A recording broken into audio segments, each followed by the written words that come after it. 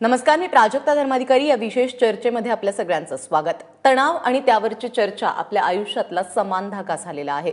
म्हणजे मुलांच्या अभ्यासाचा ताण, नोकरीचा ताण, नोकरीमध्ये पुढे जाण्याचा ताण, आर्थिक नियोजनाचा ताण, नात्यांमधल्या दुराव्याचा ताण, त्यात होणाऱ्या वादांचा देखील ताण आणि त्यामध्ये भरीसभर म्हणून शहरांमधल्या धकाधकीचं आयुष्य.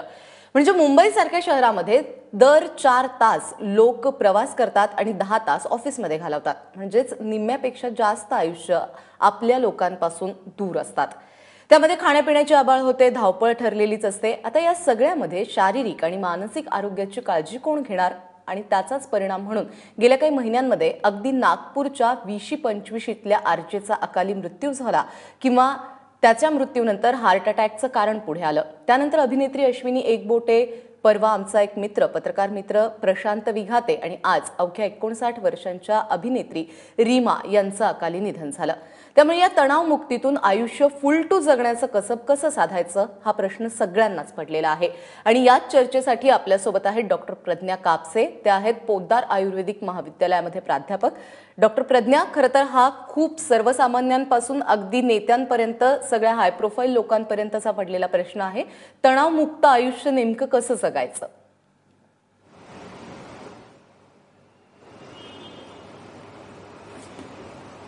नमस्कार.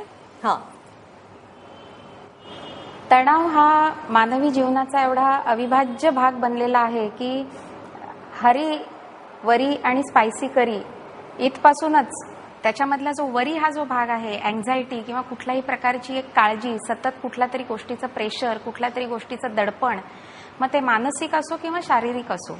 तर स्ट्रेस हा 2 प्रकारचा आहे. एक तर फिजिकल स्ट्रेस आणि मेंटल स्ट्रेस.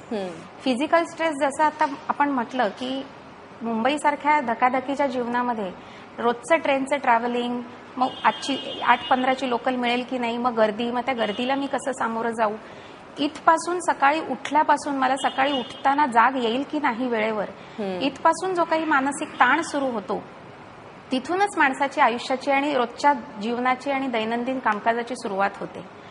आणि त्याच्यामुळे माणूस हा स्वतःकडे लक्ष द्यायला विसरलेला आहे. परिणामी मग कामावर गेल्यावर कामामधला स्ट्रेस वेगळा, मग बॉस काय म्हणेल, बॉसनी मला हे म्हटलं ते म्हटलं, त्यांचे जे काही राग रुसवे फुगवे, त्याच्यामधले जे काही स्ट्रेस टेन्शन, हे एक प्रकारचं जे प्रेशर येतं कामाचं प्रत्येक माणसावर आजकाल थोडं बहुत प्रत्येकावरच असतं. आणि त्या ताणाला प्रत्येकाची सामोरी जाण्याची जी काही कपॅसिटी असते ती कपॅसिटी वेगवेगळी असते. काही जण ह्या ताणाला समोर जाऊ शकत नाहीत, मग परिणामी ते डिप्रेशन आणि ह्या सगळ्या आजारांकडे वळतात. जे प्रभावशालीरित्या ह्या सगळ्या परिस्थितीला तोंड देऊ शकतात ते लोक ह्यातून तरून जातात. पण स्ट्रेस आणि तणाव हा प्रत्येकाच्या जीवनाचा आजकाल अविभाज्य भाग आहे, हे दुर्दैवाने म्हणावं असं वाटतं. पण म्हणूनच स्ट्रेस मुक्त जगण्यासाठी काय करावं, रिलॅक्स होण्यासाठी काय करावं?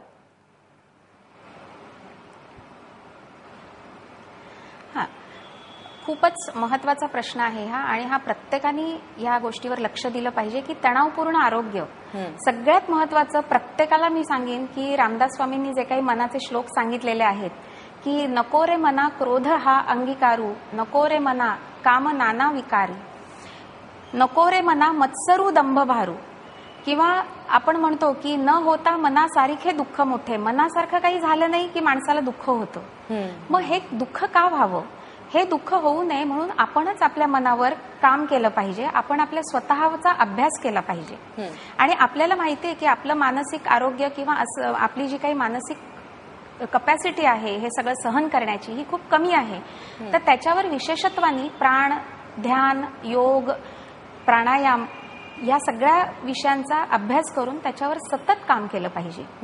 सगळ्यात महत्वाचं म्हणजे तुमची जी काही रोजची जीवनशैली आहे ती लाईफस्टाईल तुम्ही बदलली पाहिजे. सकाळी उठल्या उठल्या कुठल्याही प्रकारे, जसं रोजचं आपल्याला दैनंदिन विधी उरकण्यासाठी वेळ लागतो, जेवणासाठी वेळ लागतो, त्याचप्रमाणे व्यायामासाठी स्वतःचा वेळ हा राखून ठेवलाच पाहिजे. हा व्यायाम शारीरिक आणि मानसिक या दोन्ही आरोग्यासाठी खूप चांगला आणि हितकारक आहे. शारीरिक व्यायामामध्ये सगळ्यात महत्वाचा व्यायाम म्हणजे तुम्ही रोजचे 25 ते 30 मिनिटं ब्रिस्क वॉकिंग केलं पाहिजे, चाललं पाहिजे. नित्यनेमाने चालण्यामुळे शरीराला ऑक्सिजन तर मिळतोच, पण सकाळच्या शुद्ध हवेत चाललात तर ऑक्सिजन मिळतो हवेतून, त्यातून तुमच्या शरीरातला रक्तपुरवठा हा चांगला होतो. परिणामी मग ब्लड प्रेशर वाढणं आणि मग स्ट्रेस वाढणं किंवा बाकी काही जे आजार आहेत त्या आजारांना निमंत्रण मिळत नाही.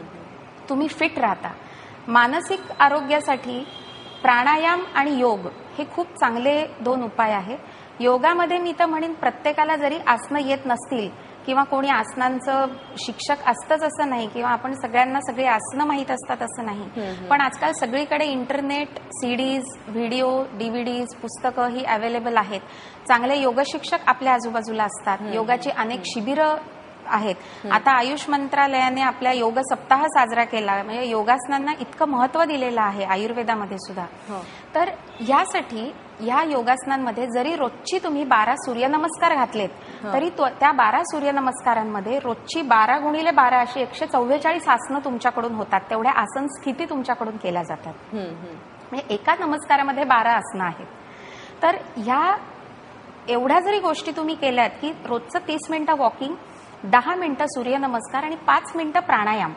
मग प्राणायामामध्ये तुम्ही अनुलोम विलोम करा किंवा भ्रामरी प्राणायाम करा आणि सगळ्यात शेवटी फक्त 11 ओंकार करा, की ओंकारामुळे आता सायंटिफिकली हे प्रूव्ह झालेलं आहे की जे काही ओंकारातनं अ, उ आणि म हे उच्चार निघतात ते जे ध्वनी लहरी असतात त्या ध्वनी लहरींचा माणसाच्या मेंदूमध्ये जे काही केमिकल्स किंवा हॉर्मोनल स्राव स्रवतात त्यावर परिणाम होतो आणि पर्यायाने मानसिक शांती मिळण्यासाठी ह्याचा खूप महत्व आहे आणि त्याचा उपयोग होतो.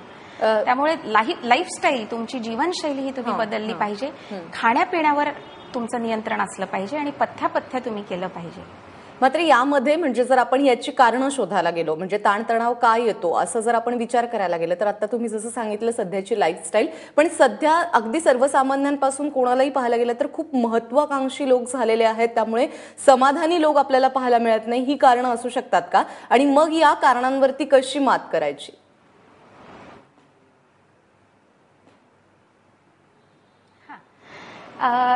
सगळ्यात महत्वाचं हेच आहे की जसं मी म्हटलं की मनासारखं काही झालं नाही की दुःख होतं माणसाला. पण जर मुळातच समाधान हे मानण्यामध्ये आहे की आज मला कितीही काही झालं तरी माणसाला झोपायला कितीही श्रीमंत असला तरी कापसाची गादीच लागते. मग ती 5,000ची गादी असो किंवा 5 रुपयाची असो किंवा साध्या चटईवर माणूस झोपला तरी माणूस कितीही थकला, चांगले शारीरिक श्रम झाले तर माणसाला चांगली झोप येते. चांगली झोप झाली तर मनासारखी झोप 6 ते 8 तास झोप झाली तर तुमचा मेंदू हा चांगला सजग आणि कार्यक्षम राहतो. त्यामुळे झोप ही खूप महत्वाची आहे. माणसाला समाधान हे मानण्यामध्ये असतं आणि आपल्याला हवं ते आपल्याला मिळालं नाही की आपल्याला दुःख होतं.